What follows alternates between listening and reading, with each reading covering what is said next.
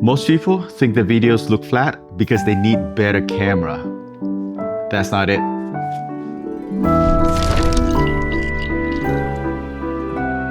It's usually just a small framing decision. No expensive gear, nor complicated setup. What's going on, guys? Well, I hope you guys had an amazing start of a new year. I'm gonna start with compositions now. I hope you don't feel intimidated by that word.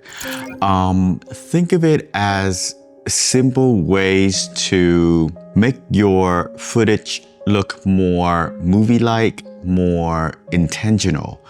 And I will do my best to keep it as simple as possible. I've seen there are tons of videos out there that focus a lot on using footages and frames from popular movies, but I'm gonna do something a little different. I'm gonna use what I have in my home and videos that I have captured of my family, my kids, so that it's more relevant and it's more practical. After all, my intention is to hopefully help you document your life a little bit easier, and somewhere along the way, you are able to make your videos look a little bit more movie-like.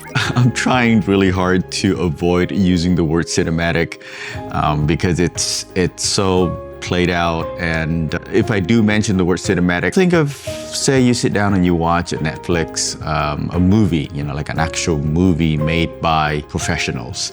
But yeah, so without any further ado, let's dive into the first one. Foreground or blocking. I do this all the time. And what it does is it creates this feeling of an intentional shot. You're filling up the frame without obstructing or making your footage look too busy. This is just an example of a shot where I would come and sit down at this chair, and I'm gonna grab my laptop and pretend like I'm working. And as you can see, this particular shot, very simple. There is this blurry plant on the left side, the bottom left of the frame. I have plants in the background here and also here.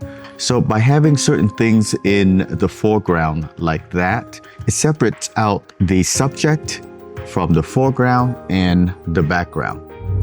You can use door frame. You can use shoulder of another person. So this is one of the easiest way to make your shots feel intentional. Rule of thirds. Now, as simple as it sounds, and you've probably heard of rule of thirds and you've seen it everywhere, but somehow this one is one of those that we all tend to get so technical about it. And I've been thinking about this one. I want to sort of find a way to change your mindset a little bit on how to approach this. So instead of turning on the grid on your camera or on your phone to really nail in whether if the person is sitting right where the rule of third line on the left side or on the right side, I'm trying to reframe myself so that you can see that I'm trying to put myself in that rule of third rule. Instead of doing that, what I would recommend is just feel it. I know it's so vague and everything, but just follow me on this one. Think of it like this.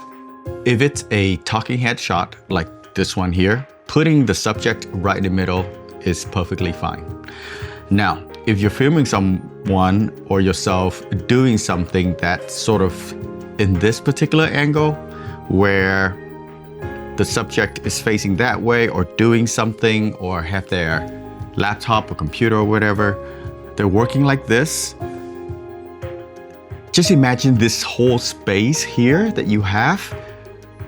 It's designed to create this feeling of openness. And it allows this framing that you currently have to have a story. So what is this whole space is for is basically it allows your imagination to be like, oh, there is something going on, whether that person is on a computer or talking to someone. Okay, so that's why you place that person on this side of the frame, and vice versa. If somebody is looking this way, right, talking, and so you put that person on this side of the frame.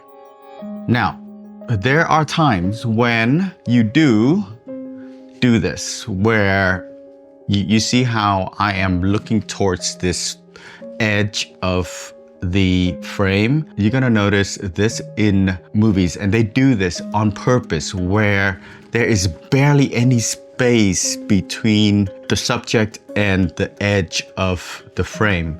And this gives a different feeling to the story that you're trying to tell. I'm not gonna go in detail on this particular one. Again, just for the purpose of documenting your life and trying to tell a story through visual and through certain compositions.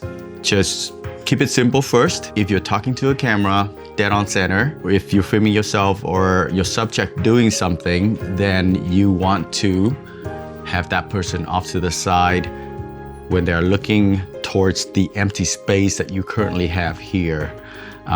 So I hope that helps. I hope that sort of rewire you to not turn on the grid and follow it to the T, because a lot of times, you know, when you're filming yourself or your family, if you're trying to be too technical about it, you're gonna lose the moment and you're gonna lose the shot. So you don't have to do it for every single shot, but allowing yourself to slowly implement it, there's no wrong way to go about it. And again, you know, even if you do make mistakes, mistakes are just another lesson to push yourself and improve yourself in the next video.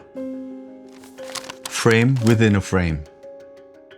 This one is a fun one. This is really fun. I love doing this. Sometimes I would find little nooks and crannies and I would place my camera so that it look through something, and it really draws the eyes of your audience into this one spot that you want people to focus or look towards. A great example is what I currently have right now. I'm framing this shot here where you can see the refrigerator and this door frame here and the cabinets on the right side. I'm directing people's attention towards this inner frame, hence frame within a frame.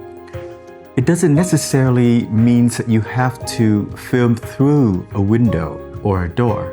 Sometimes it could also be you framed your composition and you would have your subject come into the frame, and this can also be frame within a frame.